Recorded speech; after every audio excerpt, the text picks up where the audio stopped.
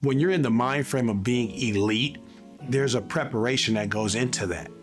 You don't just say, hey, I'm elite, and you just show up and play. No, there's a preparation that goes into being elite. I'm Dominique Brooks. I coach for Seattle Rotary on the Nike EYBL circuit.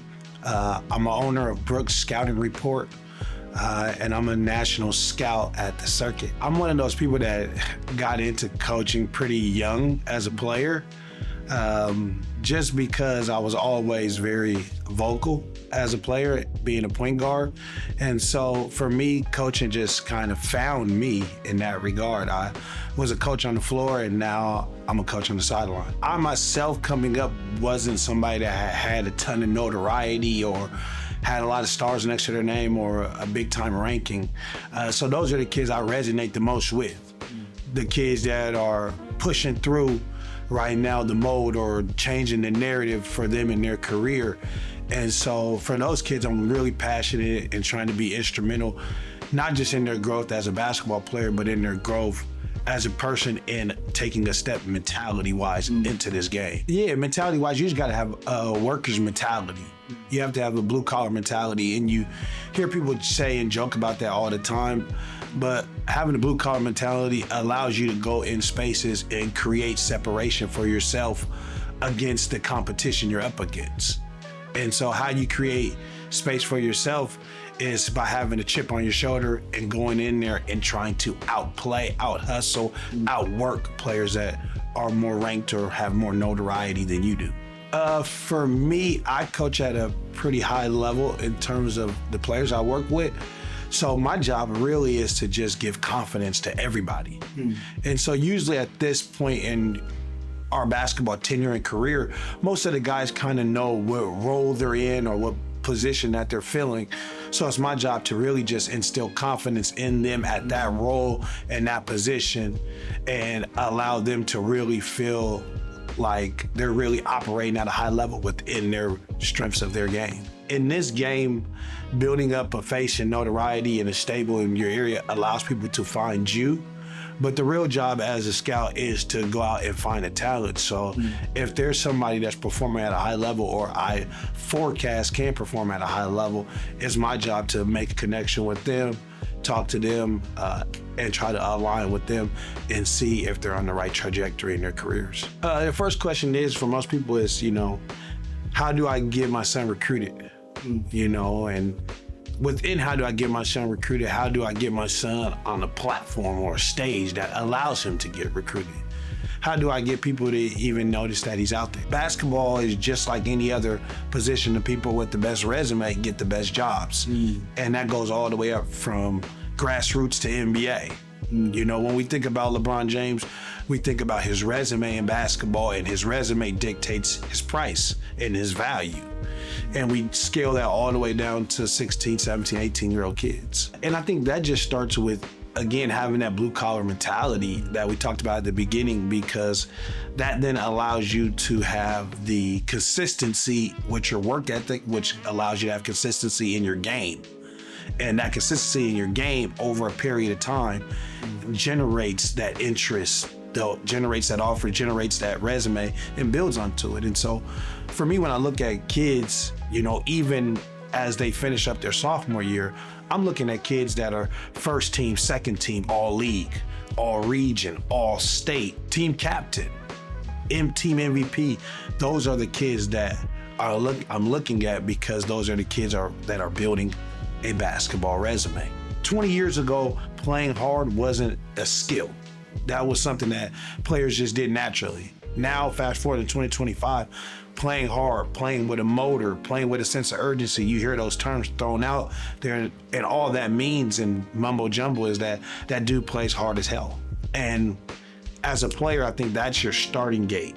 If you can come out and play hard as hell, then your talent and your skills should start to show and start to win over people and start to be evaluated and identified. And that allows you to now grow from that position. And so I think some of the most successful high school, college players are guys that have a role already designated that they walk into, and then their preparation and work ethic and talent allows their game to expand into other things. For me, just a typical day of scouting an event, I'm going in there with a lens already walking in, and I walk in with a lens on my eyes, because we see so much basketball that we also have to realize who our audience is that day. So it's a difference when I'm watching EYBL basketball to when I'm watching local basketball. So I have to change my lens. So my first thing I do is fix my lens to whatever my audience is for today. That way I can have realistic eval on everybody in the building. And so for me, I really just spend time, I won't say staring at the player that I'm scouting, but I'm really watching his mannerisms. I'm really watching the intensity that he plays with, because if all great players, they play with an intensity. When they walk onto the floor, everybody on the floor knows they're there because their intensity is there. And so I'm looking at a player's intensity, and then I'm looking at their coachability, because these are young players, so everybody is still in the development process. So the best players are the most coachable players, so I'm looking at their coachability as well. And then I start to break down their actual talent and skills and how those range from high level to low level, and what that looks like for them. And so when I leave the gym, because my job in the gym is really to watch as much as I can, it's not really to text or do anything, it's really to just hone in and evaluate. So a lot of my prep happens after the event. So I'll come after the event and start to formulate who I thought were, really good standouts, who I thought were sleepers, who I thought were great in different roles or aspects that could be utilized for college coaches, from the highest level of Division I, which is Power 5, to the lowest level you can play in college basketball, which is NWAC. And so I work in regards to where these players fit within that algorithm of basketball and how levels work in the game. And then once I've identified that, I spend a great amount of time creating a database and building out and organizing that information so that anybody in basketball can pick up my packet or pick up my paper and go, I'm looking for high major players that play the wing and defend.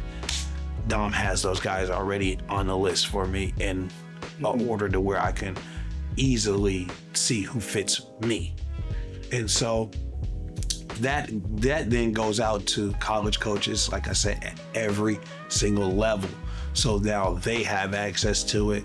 They have discerned, they have the ability to identify and evaluate my scout and where that scout can go on each player. Players that are already collegiate level athletes within the scholarship realm of Division I, Division II, they have the ability to enter their name into a place called the transfer portal, which allows them to be re-recruited by universities at every level across the United States with immediate eligibility. So what that looks like to a normal person that's sitting on the opposite side is that, hey, there's a game that's gonna go on, a musical chairs, and you're gonna have to wait until the chairs get low for you to enter this game, because this game is gonna be played for these guys first. You'll have access at some point, but only relative to the chairs and the players that are going around. So as that ball starts to roll and that merry-go-round starts to go around, all of the best players that have had great seasons, whether that's Division I or Division II, they have to come off the board first before the next wave, the next group, the next group, the next group. And that can go from high major transfers to mid-major transfers to low major transfers to Division II transfers to junior college transfers. And then now good high school players can now enter the field. Because again, basketball and value is based on your resume. Brooks Scouting Report is a regional scouting services that specializes in reporting on the talent in the Pacific Northwest. So a specialized area for me is Washington State. That's near and dear to my heart. That's why I started this business, because I came from Washington, I came from Seattle, and I wanted more opportunities. I wanted somebody to work for me. I wanted somebody to represent me and speak on my behalf to college coaches across the country. And now that has turned from me having that vision for the kids in Washington to now being able to touch kids in Oregon, Idaho, Montana, British Columbia, Canada, and just create a net and create nets for kids. And for me, I like to say at Brooks County Report, my job is to create a safety net for kids. So I create a net for kids that are Division I quality and talent that may fall to Division II. That net is there to catch them and provide them with an opportunity. And then the kids that are Division II talent that fall to Division III because of the portal or whatever the case is, there's a net that catches them there and allows them an opportunity to carry on their basketball career. And that goes so on to even now to junior college, to where if guys are Division III NAI and they fall, now there is a net that catches them, that affords them an opportunity. And so really, for me at Brooks County Report, my job is to take every individual player, put them on a platform. And that's what Brooks County Report is. It's a platform that allows them to be seen by college coaches across the country without ever having to sit courtside and watch them play. They have a valuable source, a reputable source in myself that has already had a tenure of producing quality players at the Division I level. And they have a reputation of giving great insight. So now I use that piece to help push players from this area onto the college basketball landscape.